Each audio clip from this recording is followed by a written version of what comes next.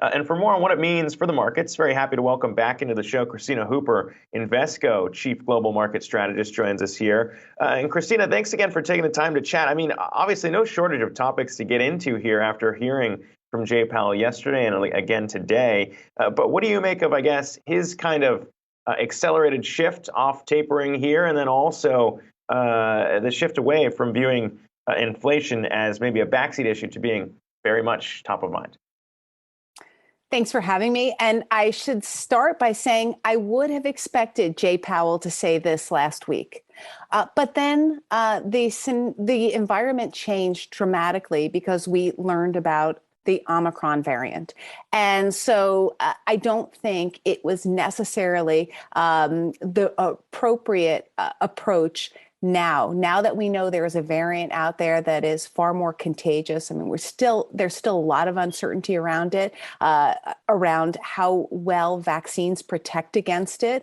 So I think it was a bit too aggressive to be talking about this. Last week, yes, it would have been appropriate, but now really in many ways the world has changed. Now, having said all that, it doesn't mean that Jay Powell will go through with moving up the rate hike timeline. I do think there's still a very good chance that tapering is accelerated, and I think that's okay. I think markets can tolerate that, but I think if he starts talking more about moving up the timeline for rate hikes, that could be more problematic for markets.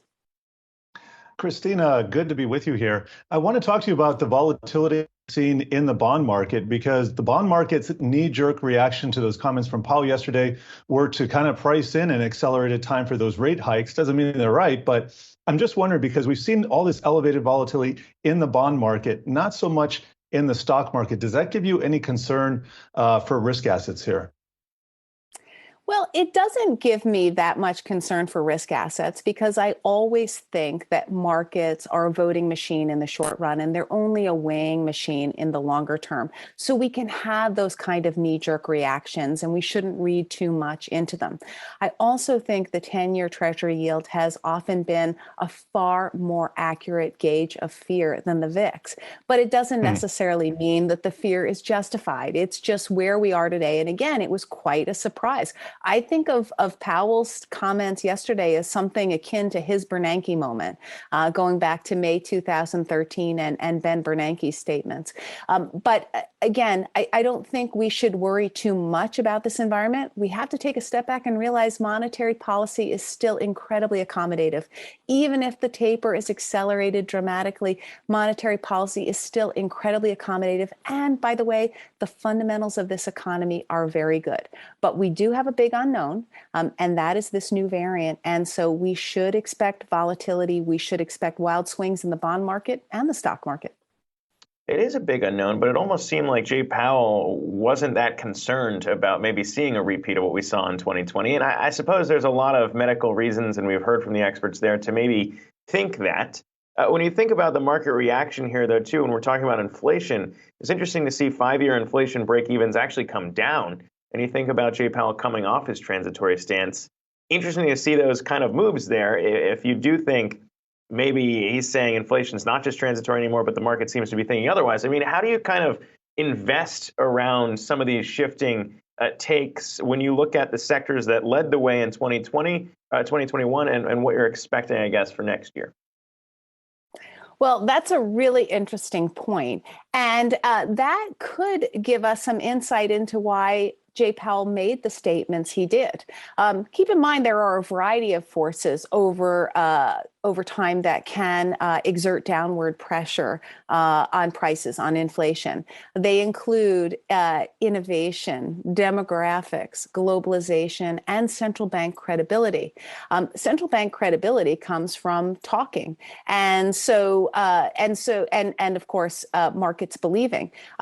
I think that what we might have seen Jay Powell do yesterday was a little exercise in using the Fed mouthpiece to try to manage inflation expectations. So, a year from now, we might look back and say this was genius, that markets actually listened to him and that the Fed didn't have to raise rates prematurely, but that was enough to take down inflation expectations. I do also think it's important to point, he may have retired the term transitory, but I don't think he's changed that much his view on how long inflation will last, relative to what he said a month ago. I think it's just he's found transitory to be too confusing for the public. And Kristina, I want to get your outlook for 2022 in terms of where we are in the business cycle. And albeit we have a lot of unknowns here, but typically when the Fed is about to raise rates, even when it starts beginning, or even when it's in the process of raising rates, that's because the economy is doing well and the stock market tends to rise, but we get a different flavor. We get a different mix of sectors and investment styles. And I'm just wondering what you're looking to try and capture in 2022.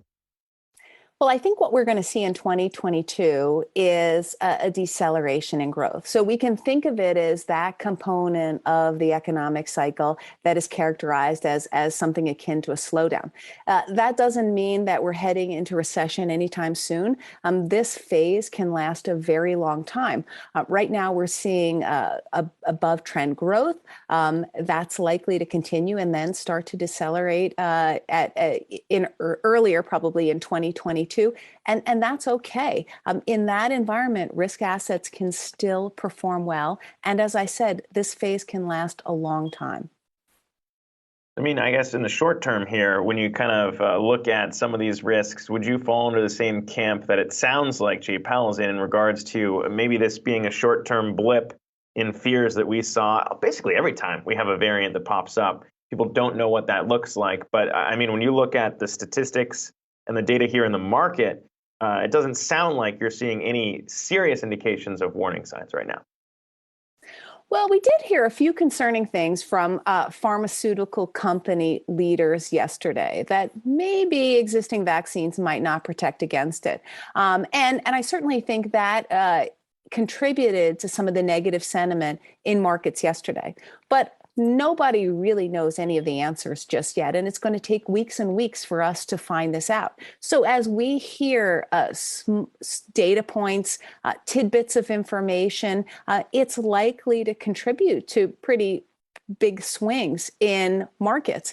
And again, I think we just have to expect that. It sounds like this could be worse than Delta, but it might not be. So I think, as you accurately point out, this is an environment in which we wait and see, and we try not to fall victim to our emotions, which can sometimes get the better of us, especially when we're talking about something like COVID-19.